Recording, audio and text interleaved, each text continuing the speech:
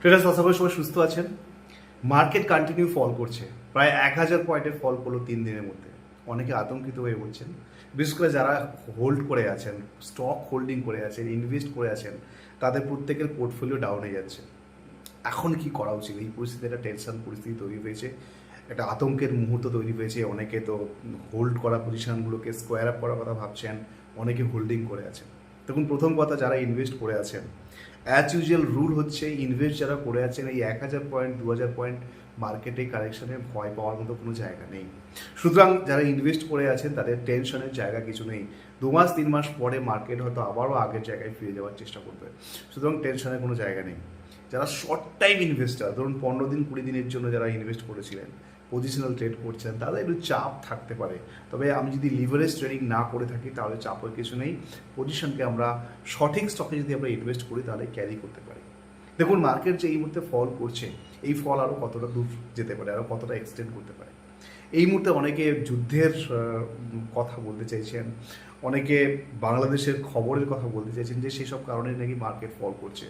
আমার এসবই মনে একদমই হয় না। আপনারা যদি মনে খেয়াল থাকে আপনাদের, তাহলে গত 1 মাস আগে সম্ভবত আমি একটা ভিডিও করেছিলাম যেখানে আমি মার্কেটে 1000 পয়েন্টের একটা কারেকশন আশা করেছিলাম কমপক্ষে। সেই সময় মার্কেট সম্ভবত 24,000-এর কাছাকাছি ছিল, কিন্তু মার্কেট সামান্য কারেকশন হয়েছিল, মানে 300-400 পয়েন্টের একটা কারেকশন হয়েছিল। কারেকশন হওয়ার পরে মার্কেট কিন্তু আবারও প্রায় 700-800 পয়েন্ট আপসাইড যায় এবং আলটিমেটলি প্রায় 25,000-এর কাছ থেকে কিন্তু মার্কেট ফল করলো। আমি ওই সময় যখন 1000 পয়েন্টের কারেকশন মার্কেটে আশা করেছিলাম, সেই সময় 23,500-র কাছাকাছি মার্কেট আসবে বা 23,200-র কাছাকাছি আসবে মার্কেট, এরকম একটা প্রেডিকশন আমার ছিল। আজকে দাঁড়িয়ে মার্কেট 24,000 চলছে, তাহলে কি মার্কেট 23,500 বা 24,200-র কাছাকাছি আসতে চলেছে? এই বিষয়ে মোটামুটি আমি একটা আভাস দেওয়ার চেষ্টা করছি। দেখুন, মার্কেট এই লাস্ট 2 মাস অত্যন্ত ভোলাটাইল, বিশেষ করে এক্সট্রিমলি ভোলাটাইল হয়েছে। মানে 15-20 মিনিটের মধ্যে মার্কেটে 100 পয়েন্টের মুভস, 150 পয়েন্টের মুভস আমরা দেখেছি, যে কারণে অনেক অপশান সেলার যারা, তারা বারবার ট্র্যাপড হয়েছেন। অপশান বাইংয়ের ক্ষেত্রে কেউ যদি পুট পজিশন নিয়ে থাকেন, এসএল হিট হয়েছে, কল পজিশন নিয়ে থাকেন, এসএল হিট হয়েছে, তারপরে মার্কেট তার ছন্দে চলেছে। কারণ এই সমস্ত পরিস্থিতি তৈরি হচ্ছে তার কারণ মার্কেট ট্রানজিশন ফেলেছিল। এই যে আপসাইডসগুলো যাচ্ছিল মার্কেট, এগুলো সব সন্দেহজনক ছিল এবং যে কারণে মার্কেট 1 মাস ধরে যে র্যালিটা করেছে সেটা 3 দিনে ফল করেছে। এক্ষুনি কি তাহলে 23,000 চলে যাবে বা 23,500 চলে যাবে? এক্ষুনি হয়তো মার্কেট 23,000 বা 23,500 যাবে না, বাট মার্কেটে এই ফল এক্সটেন্ড করতে পারে। আপাতত আমাদেরকে লেভেল প্লে করতে হবে।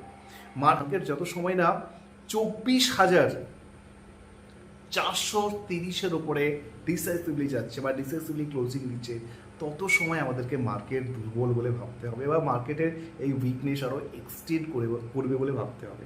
এবং এই মার্কেটের যে দুর্বলতা যদি এক্সটেন্ড করে তাহলে কত দূর যেতে পারে? মার্কেট 23,500 বা 23,200 পর্যন্ত যেতে পারে। এক্ষুনি চলে যাবে বা এক্ষুনি গেল অভাব এরকম তোলার কোনো কারণ নেই। মার্কেট আগামীকাল যদি কিছুটা মানে আপনার রিট্রেসমেন্ট করে যদি ওপরে যায়, তাহলে আমাদের কাছে এগেইন শর্টিং অপরচুনিটি হতে পারে এবং আমি আশা করছি এই এক্সপায়ারি নেগেটিভ এক্সপায়ারি হবে। কালকে যদি মার্কেট আপসাইডে যায় তাহলে আমাদের কাছে রেজিস্ট্যান্স এরিয়াগুলো শর্টিং অপরচুনিটির জন্য আমরা চিন্তা ভাবনা করতে পারি। আমি বারবার করে বলার চেষ্টা করছিলাম যে মার্কেট অ্যাকচুয়ালি, একটা কথা সমস্ত ট্রেডারকে মাথায় রাখতে হবে, মার্কেট 12 মাস আপনাকে প্রফিট দেবে না। 12 মাসের মধ্যে 2 মাস 3 মাস 4 মাস এমন সিচুয়েশন আসবে যেখানে আপনার স্টপ লসেস মার্কেট নেবে, ড্রডাউন আসবে, কিন্তু সেখান থেকে খাপড়ে গেলে হবে না। আপনাকে এক্স্যাক্টলি বেঁচে থাকার জন্য পজিশন সাইজিং ঠিক রাখতে হবে, আপনার রিস্ক ম্যানেজমেন্ট ঠিক রাখতে হবে, রিস্ক অ্যান্ড রিওয়ার্ড বুঝে কাজ করতে হবে। তাহলে মার্কেট যদি আপনার কাছ থেকে 2 মাস 3 মাস লসও করায়, বাকি আপনাকে 7-8 মাস 9 মাস মার্কেট আপনাকে প্রফিট দেবে। আপনি কিন্তু আলটিমেটলি বছরের শেষে প্রফিটেবল হবেন, এটা সবসময় যেন মাথায় রাখবেন। তাই কেউ যদি কখনো ড্রডাউন সিচুয়েশন তৈরি হয়, ভেঙে পড়ার কিছু নেই, বরং ড্রডাউন সিচুয়েশনে আমরা কীভাবে বেঁচে থাকবো, টিকে থাকবো, সেটা আমাদের চিন্তা করা উচিত।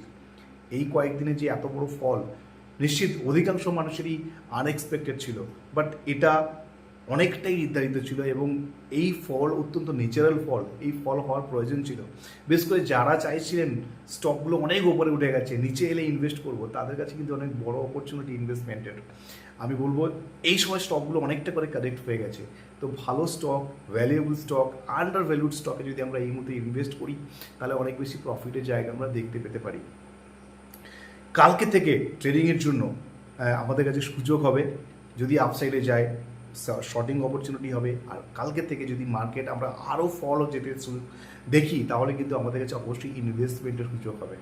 মার্কেট হয়তো এই উইকটা দুর্বল থাকতে পারে, নেক্সট উইক থেকে হয়তো মার্কেট সাইডওয়েজ ট্রেন্ডে যেতে পারে বা কিছুটা আবারও রিপ্লেসমেন্ট করে আপসাইড নেওয়ার চেষ্টা করতে পারে।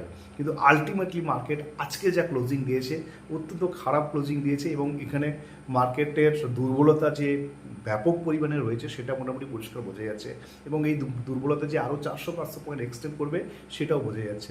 কিন্তু আমি ভাবছি যে মার্কেট যদি কিছুটা ওপরে গিয়ে তারপরে নিচে যায় তাহলে সেটা বেটার হতে পারে, তাহলে রিস্ক অ্যান্ড রিওয়ার্ড ঠিক হতে পারে। এটুকুই বলার ছিল। যদি আপনাদের কিছু মতামত থাকে অবশ্যই কমেন্ট করে জানাবেন, ভিডিওটাকে লাইক করবেন, শেয়ার করবেন এবং অবশ্যই চ্যানেলটিকে সাবস্ক্রাইব করবেন। সবাই ভালো থাকুন, ধন্যবাদ।